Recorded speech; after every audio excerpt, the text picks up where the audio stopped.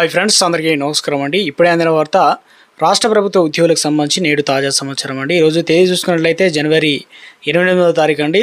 వీడియోలో వచ్చేసి 2 నుంచి 3 అప్డేట్స్ అయితే ఉన్నాయన్నమాట. వీడియోని చివరి వరకు చూడండి, అర్థమవుతుంది. మొదటిసారి ఛానల్ వస్తే తప్పకుండా సబ్స్క్రైబ్ చేసుకొని చూస్తున్నారు కానీ లైక్ చేయడం మర్చిపోతున్నాం. వీడియో లైక్ చేయండి. వీడియోలకి అయితే వెళ్ళిపోదామండి.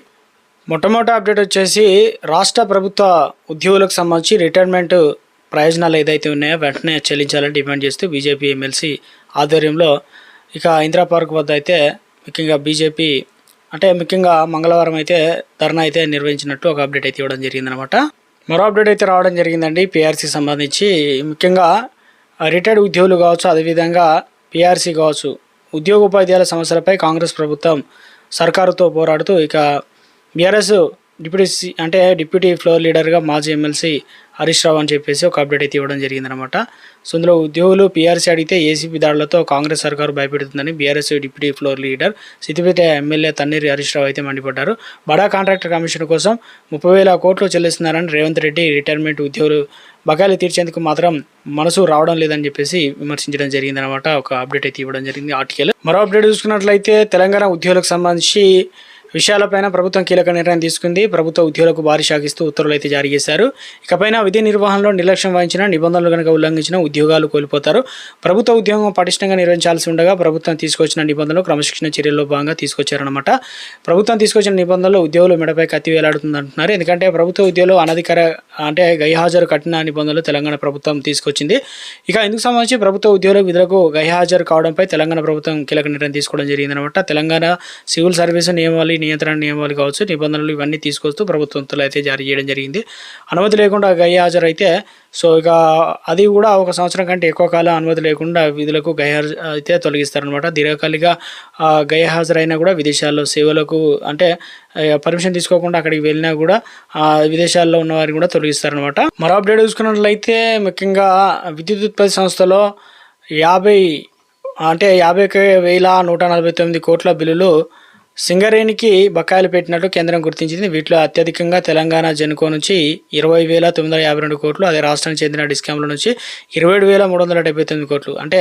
జీతాలకే నిధులు లేకుంటే లాభాలు ఎలా వచ్చాయంటూ ఒక ఆర్టికల్ అయితే మనకి ఇవ్వడం అయితే జరిగిందనమాట. ఈడ వచ్చేసి విశ్రాంత ఉద్యోగులకు బకాయిలు చెల్లించాలని చెప్పేసి ముఖ్యంగా విశ్రాంత ప్రభుత్వ ఉద్యోగులకు సంబంధించి పెండింగ్ బకాయిలను చెల్లించడంలో ప్రభుత్వం విఫలమైందని గత 18 నెలలుగా సుమారు 18,000 మంది విశ్రాంత ఉద్యోగులు బిల్లులు సర్కారు చెల్లించడం లేదని ముఖ్యంగా ఇక్కడ వచ్చేసి ఎమ్మెల్సీ మల్కా కొమరయ్య ఆరోపించడం అయితే జరిగిందనమాట. ఒక ఆర్టికల్ అయితే మనకి ఇవ్వడం అయితే జరిగింది. మరొక అప్డేట్ అయితే ఇవ్వడం జరిగింది. బదిలీ పైన వెళ్ళినా బాధ్యత తప్పించుకోలేరు.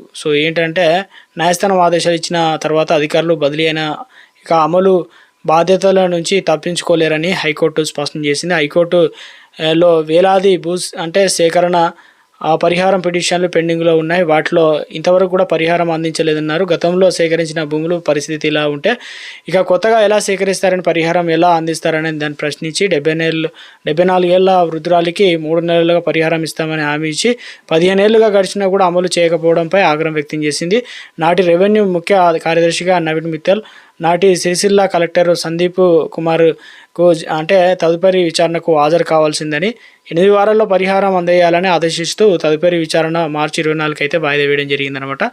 ఆర్టికల్ అయితే ఇవ్వడం జరిగింది. మరో అప్డేట్ చూసుకున్నట్లయితే గత బీఆర్ఎస్ ప్రస్తుత కాంగ్రెస్ ప్రభుత్వాలు నిర్లక్ష్యం వల్లే ప్రభుత్వ ఉద్యోగులకు, రిటైర్మెంట్ ఉద్యోగులకు తీవ్ర ఇబ్బందులు గురవుతున్నారని చెప్పేసి రిటైర్మెంట్ బెనిఫిట్ పొందలేకపోతున్నారని బీజేపీ రాష్ట్ర అధ్యక్షుడు ఎన్ రామచంద్ర అయితే విమర్శించడం జరిగిందనమాట. మొత్తానికి మరో అప్డేట్ అయితే ఇక రాష్ట్రంలోని ఉద్యోగులకు సంబంధించి ఉపాధ్యాయులు, పింఛన్దారులు, వారి కుటుంబ సభ్యులకు నగదు రహిత ఆరోగ్య పథకాన్ని అమలు చేయాలని ఉద్యోగుల ఐకాస్ అధ్యక్షుడు వి లచ్చిరెడ్డి ప్రభుత్వాన్ని కోరారు. హైదరాబాద్లో మంగళవారం రాష్ట్ర ప్రభుత్వ ప్రధాన కార్యదర్శి రామకృష్ణారావు ఐకాస ప్రతినిధులు అయితే కలయడం జరిగిందనమాట.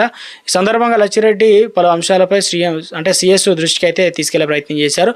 ఉద్యోగులకు ప్రభుత్వ, ప్రైవేటు ఆసుపత్రుల్లో అన్ని రకాల జబ్బులు, అపరిమితమైన నగదు రహిత వైద్య సేవలు అందేలా చూడాలని, ఐపీ కావచ్చు, ఓపీ చికిత్సలు ప్రభుత్వం నుంచే కాక ఉద్యోగ కాంట్రిబ్యూషన్ కూడా ప్రతి నెల సమానంగా చెల్లించేందుకు సిద్ధంగా ఉన్నామని అన్నారు. కార్యక్రమంలోకి రామకృష్ణారావు తదితరులు అయితే పాల్గొనడం జరిగిందనమాట. ఇక మొత్తానికైతే ఒక ఆర్టికల్, ఒక అప్డేట్ అయితే ఇచ్చే ప్రయత్నం అయితే చేయడం జరిగిందనమాట ప్రభుత్వం నుంచి.